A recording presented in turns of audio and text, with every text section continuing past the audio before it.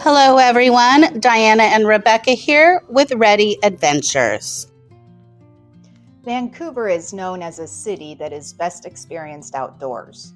In fact, at about 17 and a half miles long, it's the world's longest uninterrupted waterfront pathway.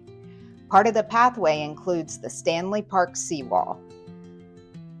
There is a loop around Stanley Park that is 5.5 miles long, and there are two paved sections. The outside path closest to the water is for walkers and joggers, and the one-way inside path is for those on wheels. Diana and I chose to explore the park on bikes, so we stopped off at a rental shop, picked up our gear, and headed out.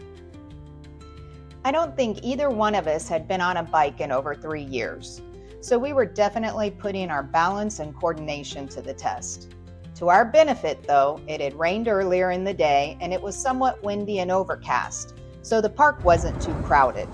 This was really ideal for us as we wobbled along. Look at the size of those leaves. We don't see gorgeous fall colors like that in Houston. Of course, we had to stop for a little play in the leaves. And just as we thought we were getting into a biking groove and wobbling less, we came across First Nations art and totem poles. Here, the stories of Indigenous people are shared. The detail we saw and the feeling we experienced here made this an amazing stop. As we rode, we appreciated the cool breeze of a damp autumn day and took in the gorgeous views of Vancouver's skyline. Along the route, we saw a very interesting rock off the edge of the seawall. Later, we learned that it was Siwash Rock, a 32-million-year-old sea stack. According to Squamish First Nations legend, a man was transformed into Siwash Rock as an indestructible reward for unselfishness and clean fatherhood.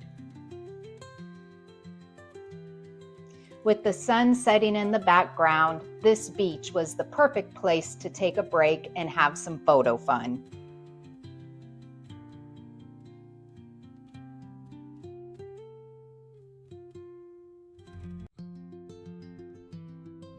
The feeling of the sand was really calling my name, so I couldn't pass up the opportunity to do some grounding. We each relished the final miles of the ride at our own pace and on our own time. The sunshine that afternoon was a gift, and there was really no better way to appreciate it.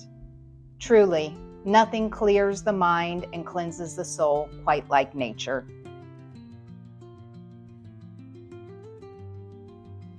After an incredible day, it's time for sipping and snacking, and House of Dosas is calling our name.